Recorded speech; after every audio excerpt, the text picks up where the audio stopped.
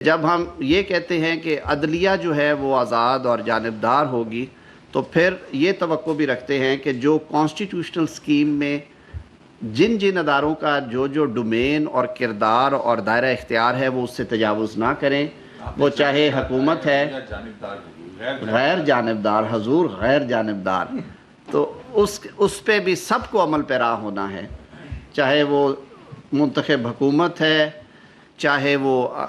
ایک غیر جانبدار عدلیہ ہے اس ملک میں، چاہے وہ پارلیمنٹ ہے، مقننہ ہے، اس کے اختیارات میں بھی مداخلت نہیں ہونی چاہیے۔ ایک جو خوشائند بات ہے جس کا اظہار آج ہم رستے میں بات کر رہے تھے میں اور اٹارنی جنرل صاحب، کہ جو پارلیمنٹ کی توقیر کے حوالے سے اور پارلیمنٹ کی جو قانون سازی کے اختیارات کے حوالے سے ماضی قریب میں جو فیصلے سپریم کورٹ آف پاکستان سے آئے ہیں وہ بہت خوشائند ہیں، اور ہم سمجھتے ہیں کہ پاکستان میں ایک مضبوط جمہوری نظام کو ایک مضبوط بنیاد فراہم کرنے کے لیے یہ فیصلے بہت ضروری تھے، اور ان فیصلوں سے یقیناً ہمیں مستقبل میں اس کے اچھے ثمرات آئیں گے۔ تو یہ کچھ بنیادی چیزیں تھیں۔ میں پھر دہرائے دیتا ہوں کہ کل کابینہ کے اجلاس میں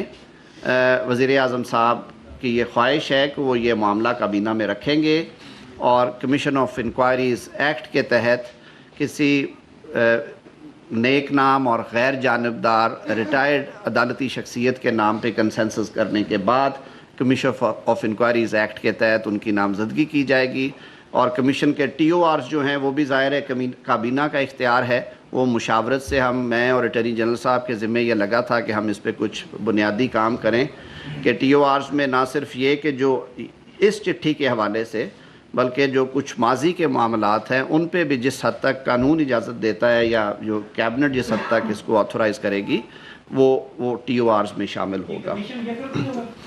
میرے خیال میں جی ابھی یہ چیزیں کیونکہ ابھی اصولی فیصلہ ہوا ہے کہ کمیشن بنایا جائے، اور اس پہ کل اوپن ڈسکشن ہوگی کابینہ کے اندر، ظاہر ہے ان کی انپٹ لی جائے گی جو اراکین ہیں کیبنٹ کے، لیکن میرے خیال میں وزیر اعظم صاحب کا جو ویژن تھا کہ یہ یک رکنی ہونا چاہیے تاکہ وہ بالکل کلیئرٹی کے ساتھ اس پہ کام کریں، اور جن کے ذمہ بھی یہ ذمہ داری سونپی جائے وہ ایک مفصل رپورٹ جو بھی ٹی او آرز بنائے جائیں ٹرمز آف ریفرنس ہو ان کے مطابق مرتب کر سکیں۔ اور میں تو آپ نے پوچھے بغیر جو ہے وہ سینئر پیونی جج اور دیگر ججز کو نامینیٹ کر کے کمیشن بنا دیا تھا، تو وہ آپ کی غلطی تھی یا آپ نے اب کچھ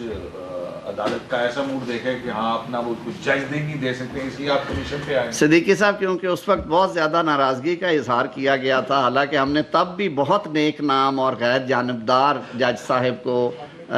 اس کا ہیڈ بنایا تھا، اور اس کے ساتھ ہم نے صوبوں سے بھی ججز دیے تھے، تو سپریم کورٹ نے بار کیف اسے اچھے ٹیسٹ میں نہیں لیا، تو اسی لیے آج ہم نے جو فیصلہ کیا ہے وزیر اعظم صاحب نے، یہ اس